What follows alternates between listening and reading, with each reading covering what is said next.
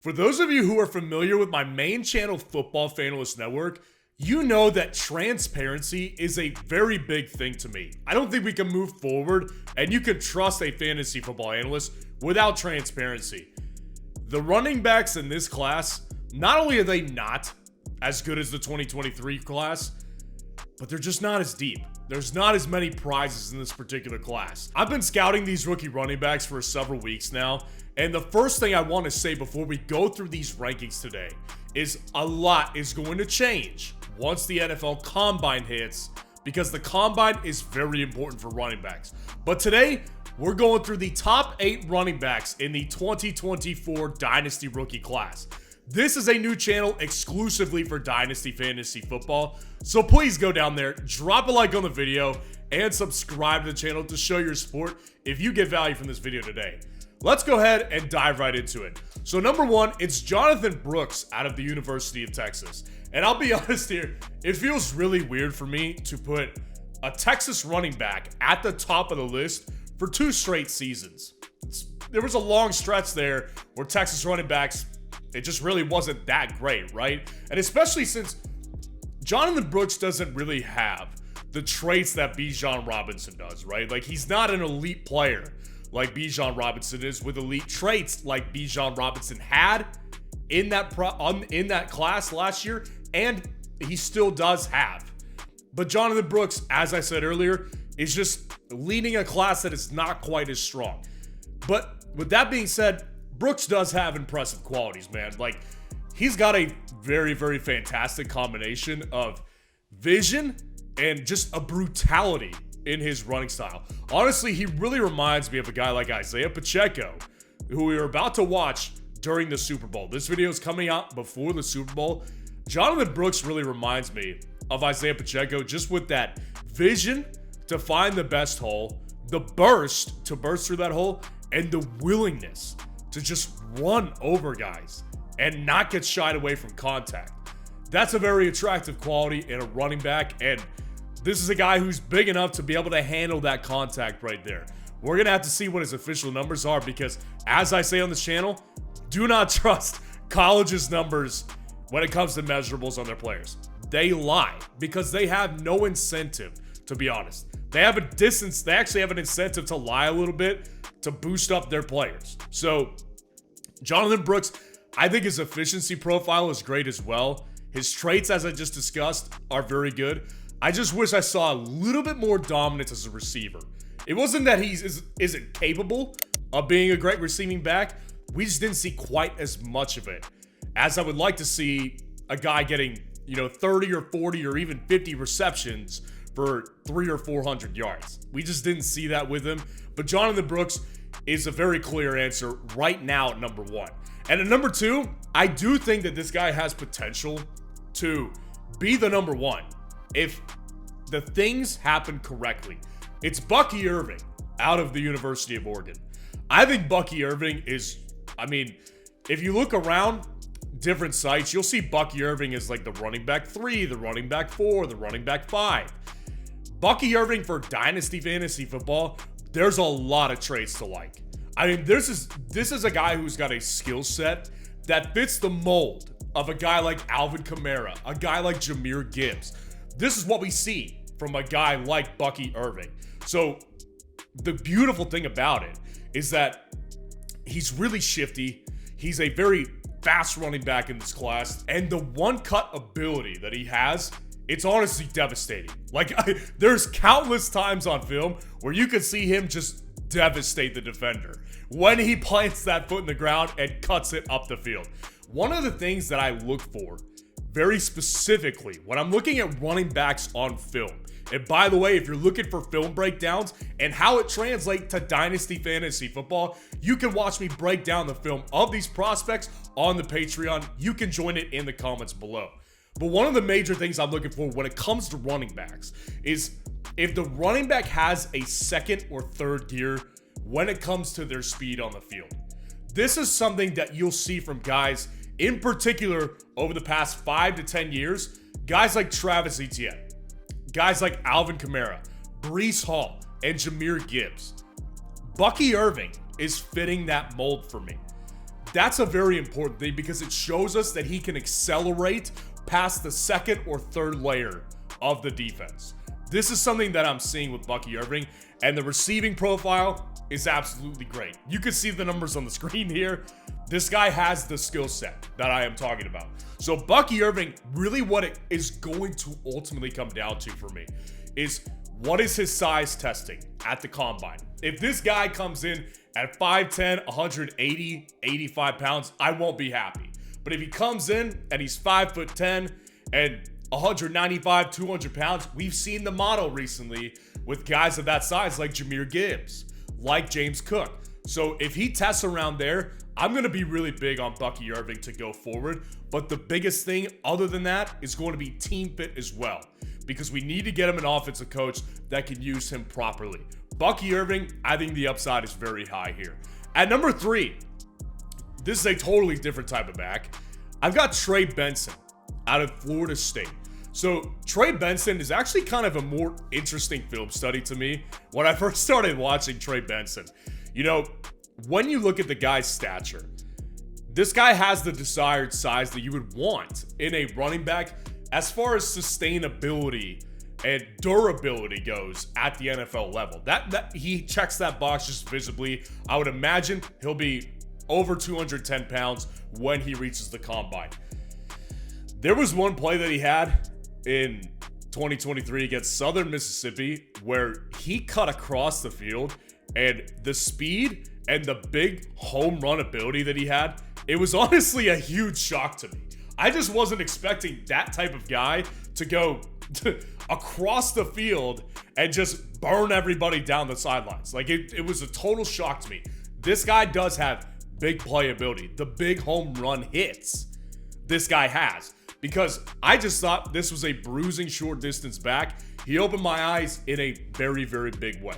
The biggest problem, didn't have a 1,000 rushing yard season. And there's been plenty of backs in the past that have not done that and have turned out good. But it's not a good mark if we're not going to see a dominant season from a particular running back. And there was just too many games where he was ineffective. I mean, that's the other problem, is that there was a lot of games, especially in the biggest games, like when they played LSU in week 1, he was very ineffective. He had like 3.5 yards per carry. That's just not good enough here, man. So we need to see more consistency when it comes to hitting those big plays against those big opponents. But if we can get this guy in like the second round of Dynasty rookie drafts, I'd be willing to take a shot, depending on where he lands in the class, just because that big playability, that's what you want to see out of a running back. At number 4, I've got Audric Estime out of Notre Dame. This guy is so interesting to me because if we were back in the 2010s, I would have probably been a lot more in on this guy. And I don't even want to say that, like, just because it's not the 2010s era, that he's not relevant and he doesn't have a chance to be relevant. He's at number 4 because I do believe there's an offensive coordinator out there who would use this guy properly. Do you guys remember LeGarrette Blount? LeGarrette Blount was a running back for a lot of different teams, most successfully with the New England Patriots. He had a fantastic season with them, and that dude was just a big, bruising running back who was really clunky when he ran down the field. There wasn't much speed there, but he just kept rumbling as guys just bounced off him. That's what I see with Audric Estime. This guy is just a big, bruising running back that just rumbles, and guys are just bouncing off of him like they're nothing. It's really interesting to watch. And I'm not saying that Notre Dame was playing top tier talent. That's not what I'm saying. What I am saying, look at this guy's film and look at his size. Watch me break his film down on Patreon and you'll see what I'm talking about here.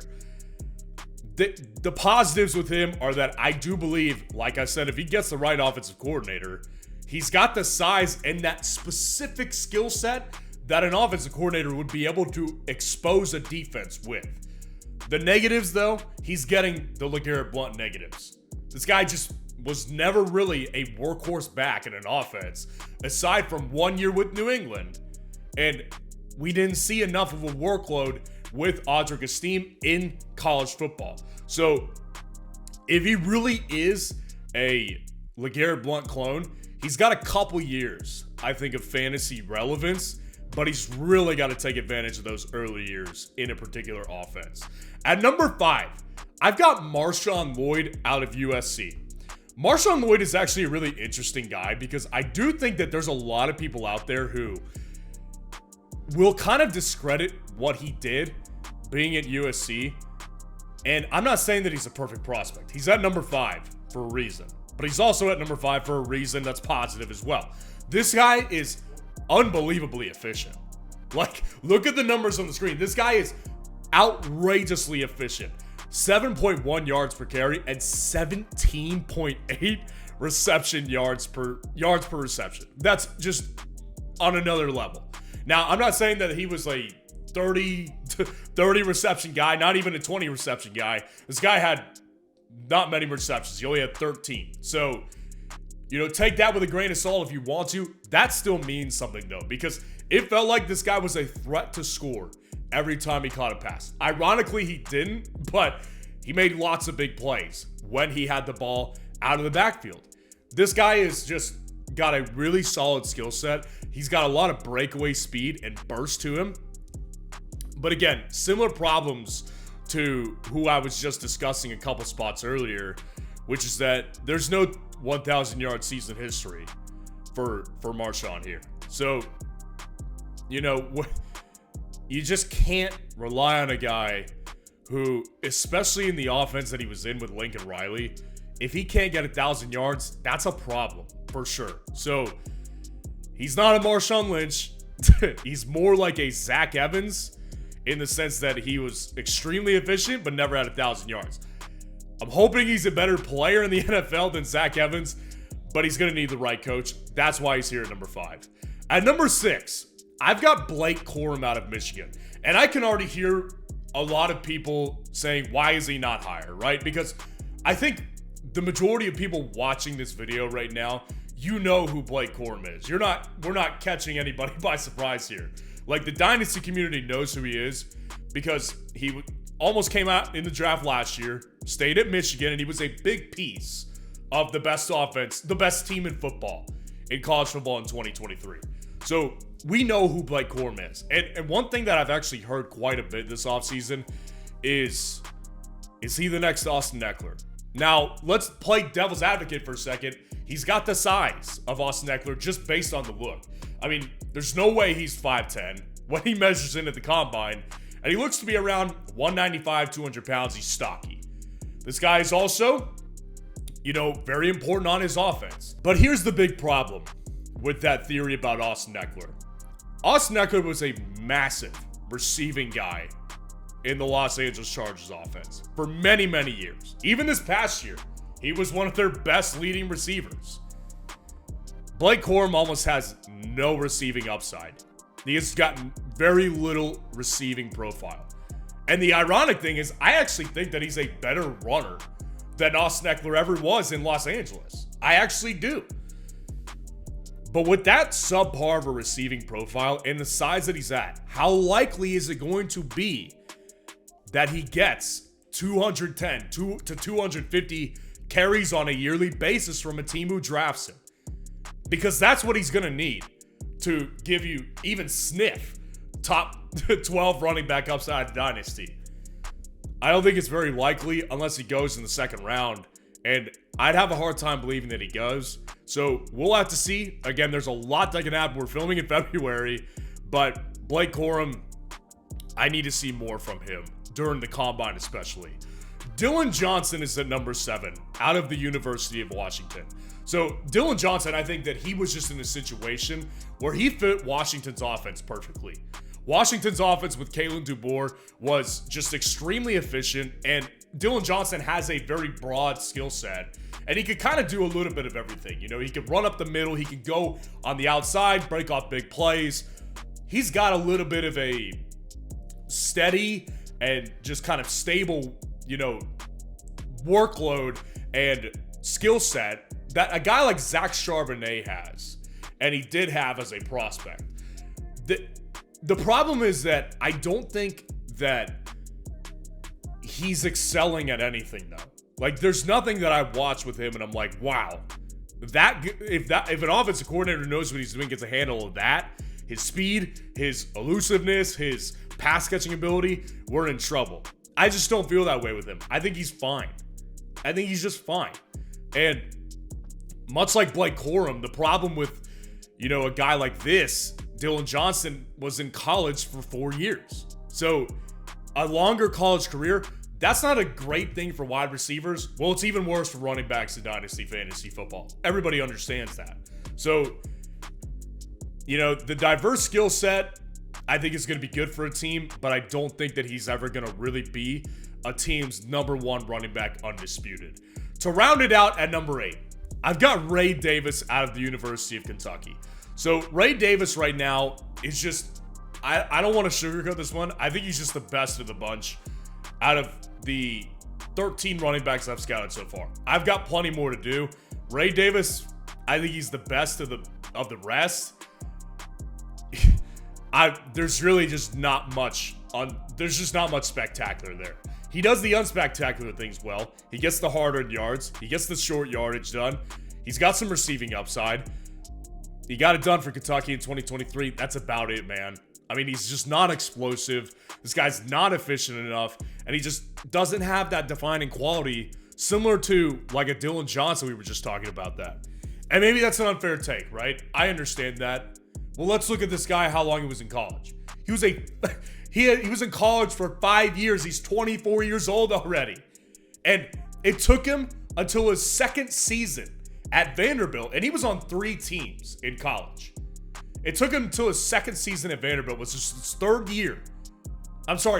year in college football, to get 1,000 yards. So what does that tell you? It just tells you that this guy is probably not talented enough to make it at the NFL level. Now, like I said, this is shot in early February, so there's plenty of time for somebody else to take this spot. So we'll just have to see, especially how the Combine goes, because the Combine is a big thing for Dynasty Fantasy Football running backs. So let me know what you think of the rankings in the comments below and what questions you need answered for 2024 Dynasty Fantasy Football. And if you want to see the top 5 quarterbacks in this 2024 rookie class, click on this video right here.